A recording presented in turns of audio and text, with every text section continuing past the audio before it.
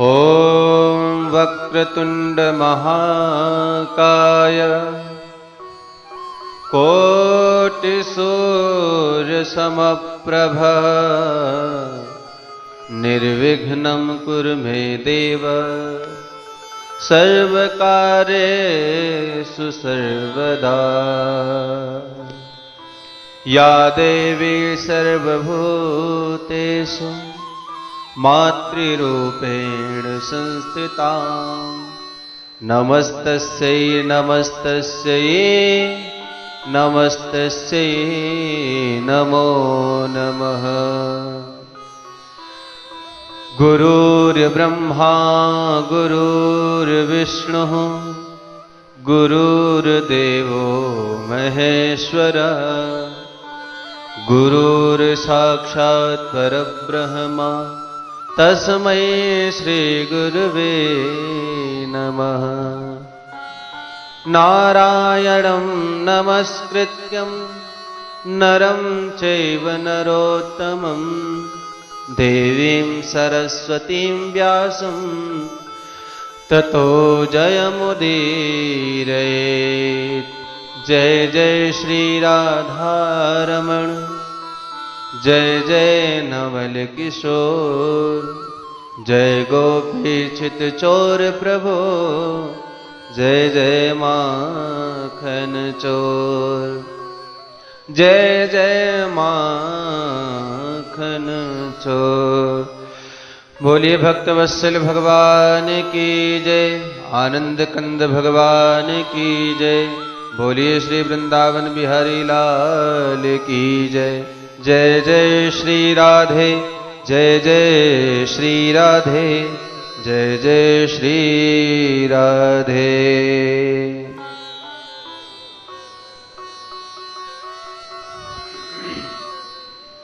अकारण करुणावले परिपूर्णतम परमात्मा भगवान श्री बालकृष्ण लाल के चरणों में हम सब कोटि कोटि प्रणाम निवेदित करते हैं। कथा रूपी अमृत का पान कर रहे समस्त श्रोता समुदाय को हमारी तरफ से सिया राम में सब जग जानी करहु प्रणाम जोर जुग पानी का भाव निवेदित करते हैं। कल की कथा में आप सभी लोगों ने श्रवण किया कि भगवान अक्रूर चाचा जी के साथ में भैया बलराम के साथ में मथुरा पधारे और मथुरा में भगवान ने घूम घूम करके मथुरा का दिव्य दर्शन किया। कुब्जा को उन्होंने सुंदरी बना दिया, नवयौवना बना दिया और भगवान ने धनुष को भी तोड़ दिया, उठा करके पिनाक धनुष को तोड़ दिया। उसके बाद प्रभु लौट करके आए। अब इधर कंस को नींद कहां, थोड़ी बहुत नींद आ भी जाए तो भयंकर स्वप्न देखता है। स्वप्ने प्रेत परिस्वंग खरियानम विषादनम। भूत प्रेत बुला बुलाकर आलिंगन कर रहे हैं। कभी देखता है कि गधे पर बैठकर शरीर में तेल लगाकर दक्षिण दिशा में जा रहा हूं, कभी चलते समय परछाई में छिद्र नजर आते हैं। ये सब मृत्यु के संकेत हैं। प्राण घोष शांत हो गया, इसलिए कंस का भय और भी कई गुना बढ़ गया। जैसे तैसे सवेरा हुआ, नंद बाबा बोले लाला चल। प्रभु बोले बाबा आप चलो, हम बाद में आएंगे। नंद बाबा तो आगे चलकर सभागार में अपने उपयुक्त स्थान पर बैठ गए। बाद में दाऊ भैया के साथ गोविंद चले और जैसे ही प्रभु ने सभा सागर में प्रवेश किया तो दरवाजे पर कुबलिया पीड़ नामक बड़ा विशालकाय हाथी, जिसमें 10,000 हाथियों का अकेले में बल था, मुख्य दरवाजे पर खड़ा कर दिया। भगवान बोले ए महावत, हाथी हटाओ, हम भीतर जाएंगे। सुनता क्यों नहीं है? हाथी क्यों नहीं हटाता? इतने पर भी नहीं सुना तो भगवान ने डांटा, ज्यादा गड़बड़ करेगा तो एक मुष्टिका में तुझे और तेरे हाथी को सीधा यमलोक का रास्ता दिखा दूंगा।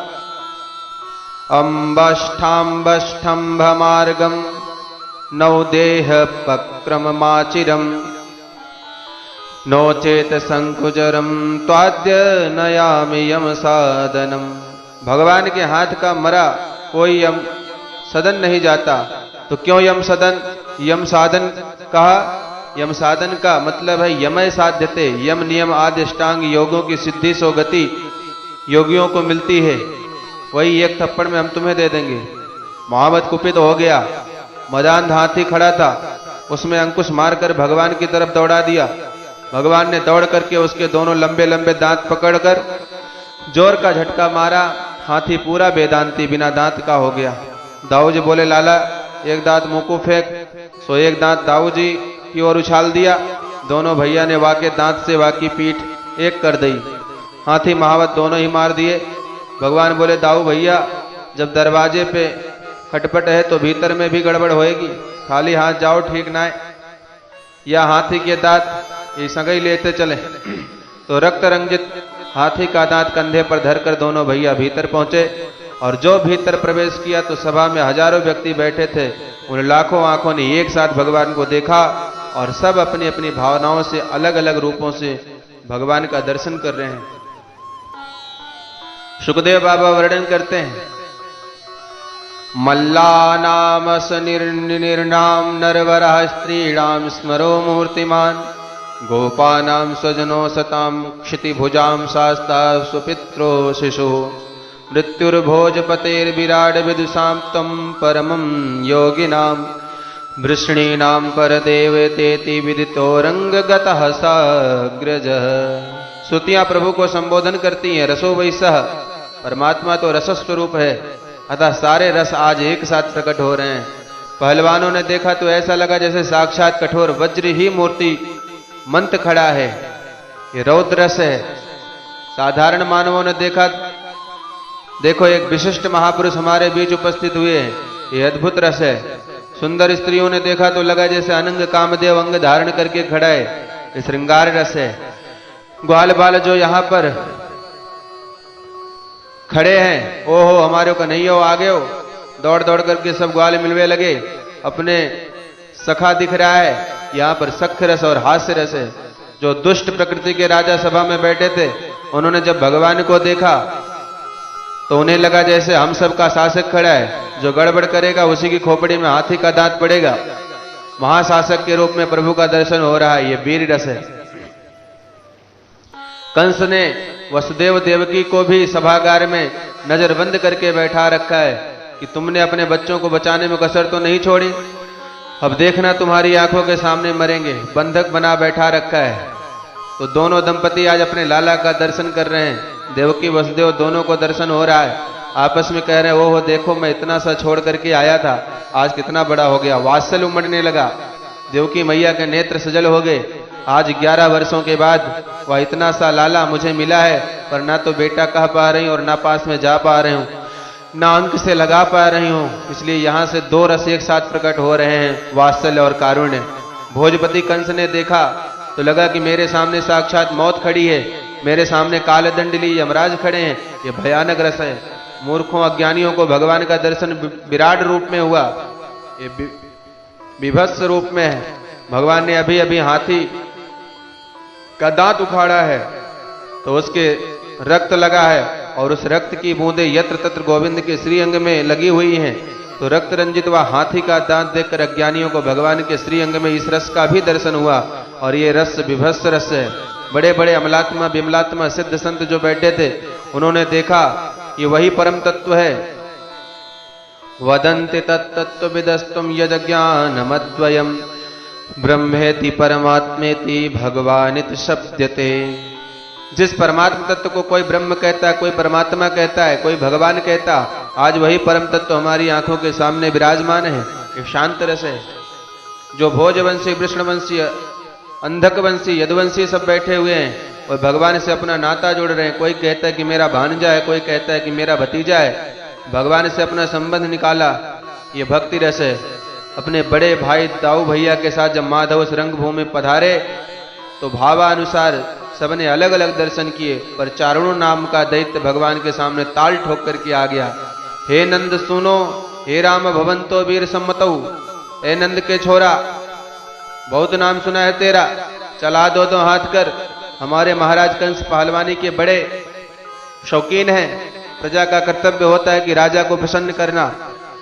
आओ हम और आप मल्ल युद्ध के द्वारा महाराज को प्रसन्न करें। भगवान हंस करके बोले, चौरे थोड़ी बहुत शर्म है तुझे कि बाजार में बेच खाई? मैंने 100 छोरो और तेरे पहाड़ जैसो शरीर। अरे मेरी कुश्ती देखनी तो मेरे जोड़ीदार कोई निकार। बाला वयम तुल्य बलई ही क्रीडी श्यामो यथोचितम। भाई बराबर की कुश्ती होनी चाहिए। ये पहाड़ के साथ तुझसे कौन भिड़ेगा? चाड़ू रट्टहास करके हंसा और बोला, क्यों बातें बनानी बहुत आती तुम्हें? अभी अभी कुछ पलों पूर्व हाथी का दांत उखाड़ करके ले आया। पता है वह हाथी कौन था? 10,000 हाथियों का बल रखने वाला कुबलिया पीड़ था। खेल खेल में उसे अनायास मार दिया और फिर भी तुम अपने को बच्चा कह रहे हो। मैं जानता हूं तुम कौन हो। न बालो न किशोरस्तम बलस्य बालिनाम वरा लीलेभ्यो हतो ये न सहस्र द्वीप सत्वभूत। इतने बलशाली हाथी को मारने वाला बालक नहीं हो सकता, इसलिए आओ मुझसे द्वंद्व युद्ध करो। छोटे छोटे ग्वाला दौड़ करके और बोले, एक कन्हैया घबराइयो मत, हम काय को आए तेरे संग में, होएगी सो देखी जाएगी। पूतना वाले हाथ दिखाई डार। भगवान बोले, अच्छा तुम सबन की इच्छा है? अरे आजा भैया, जैसे हमारो बाबा ने मना कर रखी है, पर तेरी कछु ज्यादा ही श्रद्धा दिख रही है, तो चल हमो मना ना करे। कन्हैया अखाड़े में कूद पड़े। चाणूर बोला, अरे बलराम तुम्हारी भी इच्छा हो तो मेरे भैया मुष्टिकासुर के साथ तुम आ जाओ।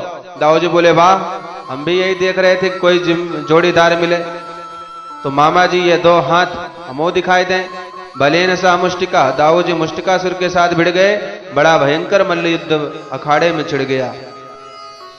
हस्ताभ्याम हस्तयोरबद्ध्वा पदभ्यामेव चापादयोः विचकरस्तुरयोन्यम प्रसिहा बिजगीषयः अरत्निद्वै अरत्निभ्याम जानुभ्याम चयुजानुनि शिरः शीर्षणोस सोरस्त्वावन्योन्यमभि जघ्नतो। पंजे एड़ी से एड़ी बधी हुई है। अद्भुत मल्ल युद्ध चल रहा है। जो देवियां बैठे थे सब दुखी हो गई। अरे राम राम, घोर अनर्थ, महापाप, सरासर अधर्म हो रहा है। छोटे छोटे बच्चों से इतने बड़े बड़े पहलवान लड़ रहे हैं, जिन बच्चों के अभी मूछे भी नहीं आई। किशोरों नाप्त यौनो, यौवन भी जिनका नहीं आया है, और का ब्रजसार सर्वांगो घोर धर्म। ऐसा सभा में हम नहीं रहेंगी। बहुत सी देवियां दुखी होकर के चली गईं, कुछ मन मार करके रह गईं। भैया अपना पक्ष कमजोर दिखाई पड़े ना तो मैच देखने में आनंद नहीं आता। कहाँ हमारे कृष्ण कन्हैया इतने छोटे से और कहाँ इतने बड़े पहलवान, हमें ऐसा मल्ल युद्ध नहीं देखने। ऐसा कहकर उठ करके चली गई। कुछ मन मार करके रह गई कि शायद कुछ चमत्कार हो। बहुत चमत्कार सुने। लड़ते लड़ते बड़ी देर हो गई तो उच्च सिंहासन पर बैठे कंस को बड़ा क्रोध आने लगा। चाणूर को इशारा किया, मूर्ख, घंटा भर हो गया, छोटे छोटे बच्चों को एक मुक्का मारकर समाप्त क्यों नहीं करता? चाणूर को जोश आ गया। मालिक का संकेत पाते दोनों हाथ बांध कर दौड़ा और पूरी ताकत से भगवान की छाती में एक मुक्का मार दिया। पर सुखदेव बाबा कहते, परीक्षित, वह मुक्का ऐसा लगा जैसे मतवाले हाथी को कोई माला फेंक करके मार दे। नाचा लत्त प्रहारेण माला हत युव द्वीपः। भगवान अविचल खड़े रहे और मुस्कुराने के बाद बोले, तूने मुक्का चलाया तो थोड़ी सी थप्पड़ हमारी भी खा। और यो कहकर भगवान ने जोर से घुमाकर एक चाटा मारा कि चाटे में चारों कोने चित्त कर गिर गया। चाड़ूर चकनाचूर हो गया। दाऊ महाराज ने भी मुष्टिकासुर को एक मुष्टिका घुमाकर मारी। एक मुष्टिका में ही मुष्टिकासुर मारा गया। सल और तोसल नाम के 2 पहलवान और आ धमके तो दोनों भाइयों ने मिलकर उन दोनों को भी ठिकाने लगा दिया। कूट नाम का दैत्य कूदता हुआ आ गया तो कन्हैया ने दौड़ करके 2 मुक्के मारकर कूट को भी कूट दिया। बाकी के पहलवान अपने आप ही प्राण बचाकर भागने लगे। अब तो कंस का क्रोध पराकाष्ठा पर पहुंच गया। बंदी बना लो दुष्ट बालकों को, भागने ना पावे। आज मैं अपने हाथों से मारूंगा। इनके बाप नंद को भी मारूंगा और अपने बाप उग्रसेन को भी मारूंगा। भगवान समझ गए कि इसका तो काम तमाम हो गया, ये तो बिना मारे ही मर गया। बड़बड़ाने लगा, शब्द शैली बिखर गई, क्रोध में शरीर कांपने लगा। भगवान ने एक छलांग मारी और मामा कंस के सिंहासन पर खड़े नजर आए। जब तक वह कुछ सोच पाता तब तक दुपट झपट्टा मारकर सिर के बाल पकड़ करके घुमा दिया। प्रगृहा केशेषु चल क्रीडतम निपात्य रंगो परि तुंग मंजात। सिर के बाल पकड़कर घुमाकर याद दिला रहे हैं कि मेरी माँ देवकी को विवाह बेला में तूने केस पकड़कर गिराया था, देवकी नंदन तुझे गिराने आ गया। स्मरण दिलाकर जोर का धक्का मारा, कंस हड़बड़ा करके उच्च सिंहासन से धड़ाम से नीचे गिरा। छाती पर कन्हैया भी कूद पड़े, कंस के रहे सहे प्राण भी चले गए। कंस का ज्यों ही काम तमाम हुआ तो कंस के 8 भाई और थे, वह भी सब हथियार लेकर मारने को दौड़े। अकेले दाऊ महाराज ने ही हाथी के दांतों ने उससे आंठों को ठिकाने लगा दिया। अब तो चारों तरफ हाहाकार मच गया। कंस की पत्नियां अस्ति और प्राप्ति छाती पीट कर बिलखने लगी। भगवान ने जैसे तैसे उन्हें समझाया। नंद बाबा ने दौड़ करके लाला को हृदय से लगा दिया। अरे लाला, तेने इतने बड़े बड़े दैत्य कैसे मार दिए, मेरी समझ में ना आवे। कन्हैया बोले, मैं एक को नहीं मारो, मुंह को तो एक बंदर दिखो, वह बंदर ने एक एक धमुकरा धर दियो, सोईधारी के झबरे मर गए। नंद बाबा बोले, वो तो लाला तेरी लड़ाई भई और मैंने हनुमान जी को याद किए, तो को निश्चित हनुमान जी यही दिखे होंगे, वही पहलवान इनके देवता है। नंद बाबा भी अपने लाला को नन्हा सा लाला ही समझ रहे हैं। और बाबा से मिलने के बाद तुरंत भगवान अपने माता पिता देवकी वसुदेव के सम्मुख आए। भगवान ने अपने माता पिता को बंधन मुक्ति किया और उनकी वंदना की। मातरम पितरम चैव मोचेत्वाथ बंधनात्। देवकी वसुदेव के मन में बार बार आता कि ये तो साक्षात नारायण है, हम जिसे इतना सा छोड़ करके आए थे, इनका चतुर्भुज भी हमने देखा था और अभी अभी चमत्कार भी अपनी आंखों के सामने देख लिया। कितने बड़े बड़े असुर कैसे चुटकियों में समाप्त कर दी, ये तो साक्षात जगदीश्वर है। देवकी वसुदेवस्य विज्ञाय जगदीश्वरो। जगदीश्वर जानकर देवकी वसुदेव भगवान की तरफ हाथ जोड़ने लगे। भगवान को लगा ये तो सब गड़बड़ हो रहा है, ये तो सारा रसभंग हो जाए। भगवान ने तुरंत माया फैलाई और मधुर मधुर वाणी के द्वारा माता पिता की इतनी महिमा गाई कि दोनों दंपति का वात्सल्य उमड़ पड़ा। भगवान कहते हैं, माँ, जो बालक सामर्थ्यवान होकर भी माता पिता की सेवा नहीं करता, वह सांस लेता हुआ मुर्दे के समान है। मैं इतने वर्षों तक आपसे दूर रहा, अब तो मुझे अपनी सेवा का अवसर दे दीजिए। मातरम पितरम वृद्धम भार्या साध्वीं सुतम शिशुम गुरुम विप्रम प्रपन्नम च कल्पतो बिभ्रस् वसनम मृतः। अपने चरणों की सेवा का सौभाग्य दें। अरे ये तो हमारा वही लाला है। सारी भगवत्ता भूलकर दोनों दंपति ने दोनों बालकों को हृदय से लगाकर प्रेम आश्रों में अभिषिक्त कर दिया। कंठ इतना अवरुद्ध हो गया कि दोनों दंपति कुछ बोल ही नहीं पाए। भगवान ने तुरंत महाराज उग्रसेन को मथुरा नरेश घोषित कर दिया। उग्रसेन महाराज के बहुत बार मना करने पर भी जबरदस्ती राजा बनाया। भगवान कहते हैं, नाना जी, हम यदुवंशी है, हम राजा नहीं बन सकते, क्योंकि हमारे पूर्वजों को शाप लगा हुआ है। ययाति जी के शाप से ययाति शापाद यदुभिर नास्तिव्यम नृपासने। अतः सिंहासन पर तो आप ही विराजमान होना, हम आपके सचिव बनकर के आपके साथ रहेंगे। उग्रसेन महाराज को मथुरा नरेश घोषित कर दिया।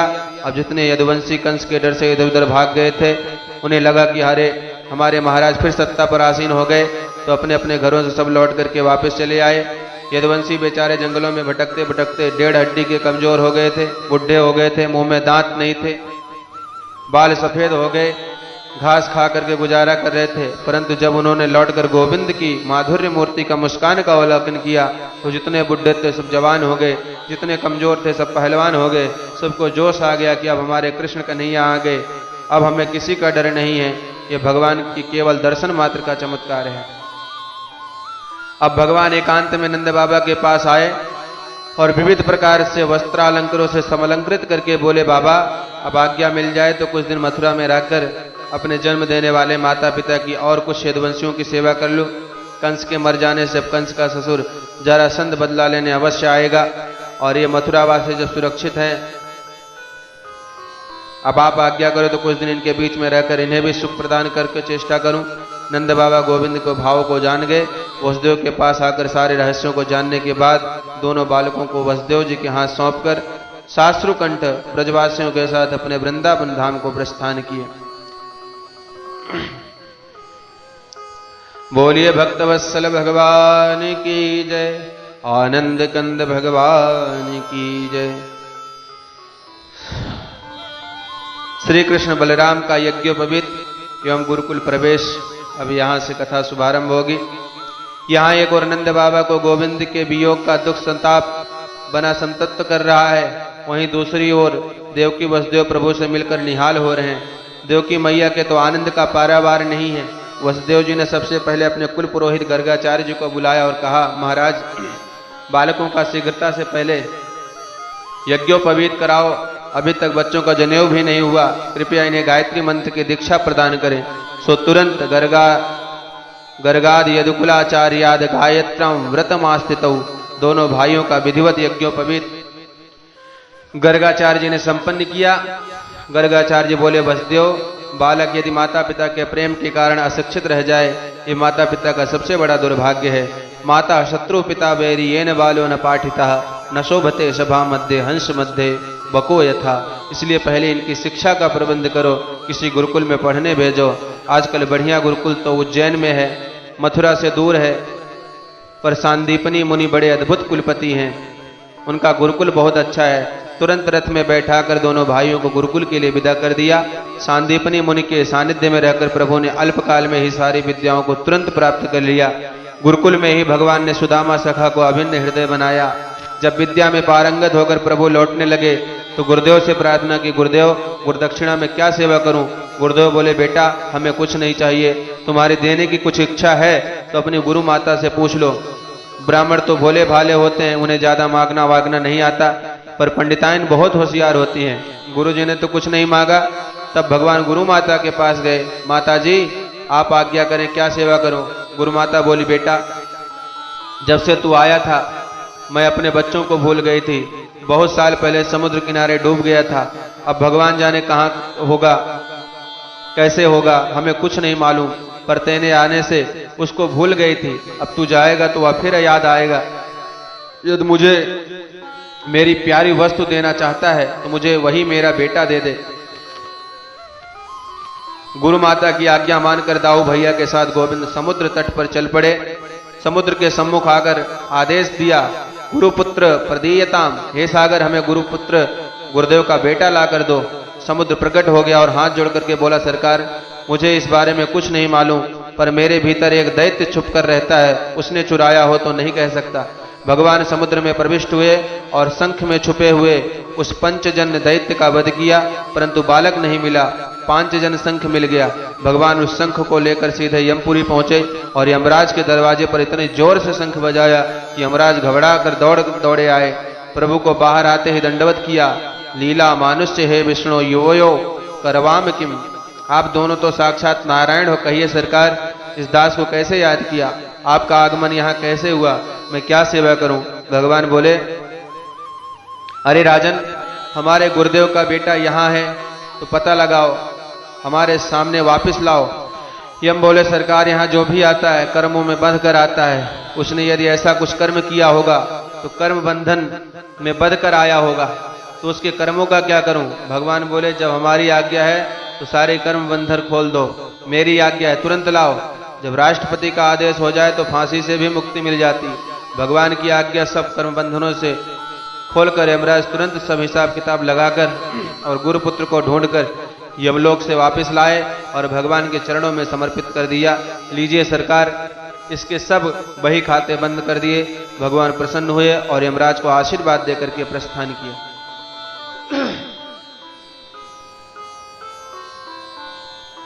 अब एक शंका होती है कि इतनी देर तक दोनों भैया दरवाजे पर ही खड़े रहे। यमराज ने नहीं कहा, महाराज आप चल करके भीतर बैठिए, तब तक मैं पता लगा कर आता हूं, थोड़ा समय तो लगेगा। यमराज जानते हैं कि यदि ये भीतर घुसे तो भीतर जो पापी भरे हैं, इनके दर्शन मात्र से इनके घर बैकुंठ पहुंच जाएंगे, मेरा तो सारा कारोबार ही ठप हो जाएगा। इसलिए भगवान को दरवाजे पर ही खड़ा रखा और बालक को ढूंढकर यमराज ने बाहर ला करके ही प्रदान किया।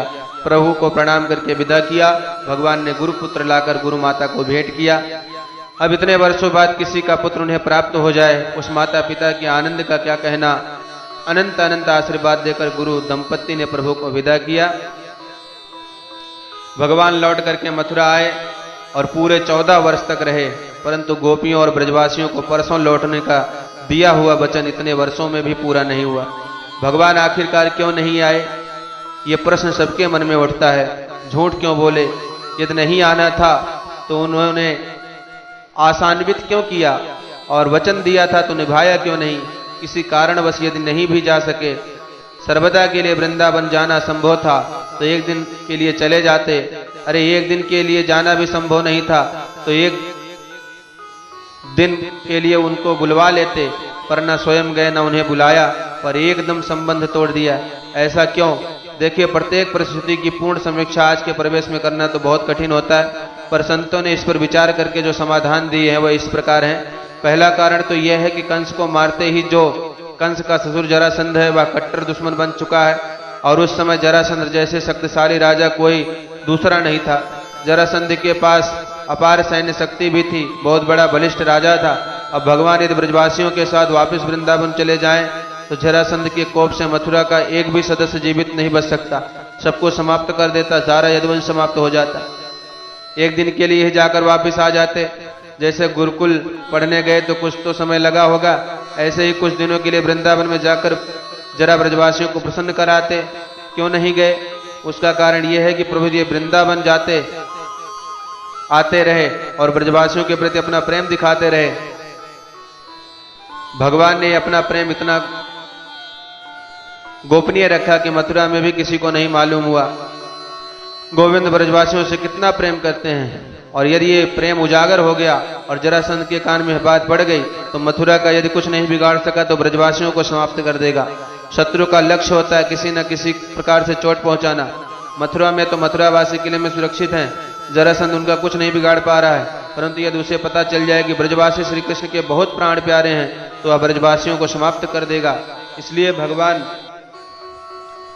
उस प्रेम को उजागर नहीं करना चाहते तो भैया ब्रजवासियों को मथुरा ही बुला लेते, मथुरा में ही निवास दे सकते थे, एक बस्ती उनकी भी बसा देते तो वह भी सुरक्षित हो जाते। पर प्रभु ने ऐसा नहीं किया। क्यों? प्रभु को लगा यदि ब्रजवासियों को मैंने मथुरा बुलाया तो मथुरा का रस और वृंदावन का रस भिन्न भिन्न है। मथुरा वासियों ने हमेशा भगवान का ऐश्वर्य देखा है, बड़े बड़े असुरों को मारते हुए देखा है, मथुरा की गद्दी पर उग्रसेन को विराजमान करते हुए देखा है। तो मथुरा में भगवान का जो भी दर्शन करते हैं वह ऐश्वर्य भाव रखते हैं। इसके विरुद्ध ब्रज में ऐसा मानने वाला कोई भी नहीं। ब्रजवासियों का माधुर्य भाव सख्य भाव है, वह भगवान को भगवान नहीं मानते, उनके ऐश्वर्य को स्वीकार नहीं करते। मैया को चाहे जितना विराट रूप दिखाया हो, पर मैया ने तो पकड़कर उखल में बांध ही दिया। मैया के सामने वह ऐश्वर्य ढह गया, जबकि देवकी मैया का ऐसा पुष्ट वात्सल्य नहीं है। देवकी मैया ने लाला को हृदय से तो लगाया, पर पहले तो वह भगवान ही मान बैठी थी। जैसे तैसे भगवत्ता को छुपाया तो भी आज मैया लाला को अपना पुत्र मान तो लेती हैं, पर जैसा वात्सल्य पुत्र को देना चाहिए वैसा नहीं दे पा रही, क्योंकि बहुत ऐश्वर्य देख लिया है। तो मथुरा वासियों का भाव ऐश्वर्य मिश्रित है और ब्रजवासियों का भाव माधुर्य से परिपूर्ण है। अब भगवान उद्धव जैसे ज्ञानी सखाओं के बीच गोष्ठी में बैठे हों और वहां मधुमंगल आदि को यह व्यवहार तनिक भी पसंद नहीं आता, तो प्रभु को लगा वन का पुष्प वन में ही सुंदर लगता है, घर में तोड़ करके ले आओ तो मुरझा जाता है। भगवान को लगा कि जो प्रेम ब्रजवासियों में उस वृंदावन के बीच में है उसे मथुरा मिलाकर यहाँ की भावनाओं के बीच में उसका टकराव ना हो जाए, इसलिए भगवान ने ब्रजवासियों को ब्रज में ही रखना उचित समझा। ऐसा अनेक कारण है जिससे भगवान ना तो उन्हें बुला पा रहे हैं न ब्रजवासियों से मिल पा रहे हैं। पर जो गोपियों और ब्रजवासियों का प्रेम हृदय है वह छुपाते अब बहुत दिन हो गए। किसी के प्रति अतिशय प्रेम हो तो जब तक उसकी चर्चा किसी से ना की जाए तब तक हृदय हल्का नहीं होता। तो भगवान को लगा कि मैं जिस प्रेम को गुप्त रूप से इतने दिनों से अपने हृदय में छुपाए घूम रहा हूँ, कम से कम कोई एक साथी तो मथुरा में ऐसा बन जाए जिसे हृदय की बात कह सकूं। इसलिए भगवान ने आज ऐसा उपयुक्त साथी उद्धव जी को चुना। उद्धव जी प्रबुद्ध विद्वान है, बृहस्पति का शिष्य है और मेरा चचेरा भाई भी है, इसलिए उद्धव जी को अपने प्रेम का साथी बनाना चाहा। परंतु उद्धव प्रेम जानते ही नहीं, वह तो तत्वमसि प्रज्ञानम ब्रह्म अयम आत्मा परब्रह्म सोहम आदि वाक्यों की समीक्षा करते करते वेदांत में इतने पारंगत हो चुके हैं कि वह प्रेम तत्व को समझते ही नहीं। तो प्रभु को लगा कि विद्वान तो बहुत है, प्रबुद्ध है, पर एक बार इसे ब्रज भेजकर सरस भक्त और बना दूं तो मन की बात फिर इससे कहूं सकूंगा। मेरा एक पक्का सच्चा सखा, मेरे प्रेम की चर्चा सुनने कहने वाला कोई मेरा हो जाएगा। इसलिए आज भगवान ने उद्धव को उन प्रेमियों के पास भेज दिया। गच्छोद्धवं ब्रजम सौम्य पित्रोर्नौ प्रीतिमावह गोपीनां मद्वियोगाधिम मत्संदेशैर्विमोचय। भगवान कहते हैं, प्रिय उद्धव, मैं कभी कभी अपने ब्रजवासियों के प्रेम में इतना पागल हो जाता हूँ कि मुझे कुछ भी सुध बुध नहीं रहती। कभी कभी तो भोजन भी अच्छा नहीं लगता। इसलिए मित्र एक बार तुम मेरे वृंदावन चले जाओ और मेरे ब्रजवासियों से मिलो, कुछ ऐसा तत्व ज्ञान उन्हें प्रदान करो कि वो मुझे भूल करके प्रेम पूर्वक वृंदावन में रहें, क्योंकि मैं जानता हूं कि वो मुझे भूल नहीं होंगे। मेरे विरह में गोपियां कैसे रह पा रही होंगी, मैं तो सोच सोच करके परेशान हो जाता हूं। प्रिय उद्धव, मुझे तो शंका हो रही है कि न जाने मेरे विरह में वह अपने प्राणों की रक्षा कर पाई होंगी कि नहीं। यदि जीवित भी होंगी तो केवल एक ही आशा से, प्रत्यागमन संदेश ही। मैं उन्हें वचन देकर के आया था कि परसों आऊंगा, संभवतः यही वचन उनकी रक्षा कर रहा होगा। मेरे लौट कर आने की आशा में ही वे अपने प्राणों को रोक कर बैठी होंगी और मैं जा नहीं पा रहा। इसलिए मित्र, तुम जाकर जाओ और मुझे ही जो अपनी आत्मा, मुझे ही अपना जो जीवन धन सर्वस्व जो मान बैठी हैं, उन ब्रजबामाओं के पास जाकर मेरे संदेश सुनाओ और अपना उपदेश सुनाकर उन्हें स्वस्थ स्वरूपस्थ कर दो। मेरे वियोग के शोक से उनका उद्धार करो। मन ही मन उद्धव ये विचार भी कर रहे हैं कि मुझे भेज रहे हैं और उन्हें समझाने भेज रहे हैं, जिन्होंने कभी विद्यालय का मुख नहीं देखा होगा। वह निरक्षर अशिक्षित गोपी ग्वाला गाय बछड़ा चराने वाले मेरे उस विशुद्ध वेदांत की टेढ़ी भाषा को वहां पर कौन समझेगा। लक्षणा व्यंजना आदि के द्वारा तत्त्वमसि आदि महावाक्यों का जब मैं व्याख्यान करूंगा तो वेदांत से परिष्कृत मेरी उच्च कोटि की भाषा को वहां पर कौन समझेगा। परंतु भगवद आज्ञा है, पालन तो करना ही चाहिए। भगवान ने तुरंत अपना पीतांबर उड़ाए दिया, मोर मुकुट पहना दिया। सांवले सनों ने उद्धव पीतांबर और मोर मुकुट में तो बिल्कुल कृष्ण कन्हैया जैसे लगने लगे और भगवान ने अपना रूप, अपने आभूषण प्रदान करके उद्धव जी को भेजा। उद्धव जी चल पड़े। चलते चलते जब उनका रथ वृंदारण्य में प्रविष्ट हुआ, लाखों गायों के दौड़ने भागने से इतनी भयंकर धूल उड़ रही थी कि पूरा आकाश धूल से आच्छादित था और उद्धव जी का रथ उस धूल में ढके होने के कारण कोई देख नहीं पाया। किसी को पता नहीं चला कि उद्धव जी कब आ गए। गोदोहन शब्द दसों दिशाओं से गुंजित कर रहा है। शाम का वक्त है। रथ को दरवाजे पर छोड़कर उद्धव जी ने ज्यों ही नंद भवन में प्रवेश किया तो सांवला रूप, मोर पंख और पीतांबर देखकर नंद बाबा तो पागल हो गए और दौड़ पड़े। उद्धव को भुजा पास में कसकर हृदय से लगा लिया। नंदा पीता परिस्वज्य वासुदेवाधियाचर्यत। नंद बाबा को लगा कि मेरा कन्हैया आ गया, इसलिए वात्सल्य उमड़ पड़ा। प्रेमासुरों से उद्धव का अभिषेक कर दिया। जब अलग हटकर ध्यान से देखा तो होश आया, अरे ये तो कृष्ण जैसा है, कृष्ण तो नहीं है।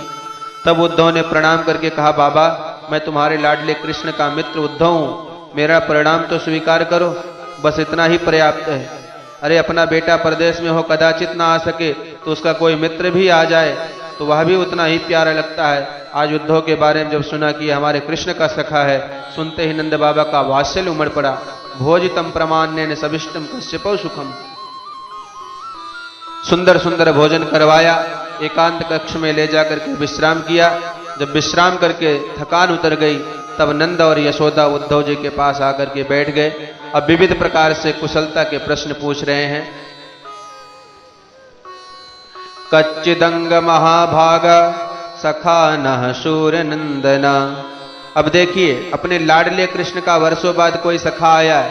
पूछना तो बहुत कुछ चाहते हैं और बहुत शीघ्र पूछना चाहते हैं, पर एक शिष्टाचार है कि घर में कोई अतिथि आवे तो देखते ही उससे प्रश्नों की झड़ी मत लगाओ, पहले उसके भोजन पानी का प्रबंध करो, उसे विश्राम दो।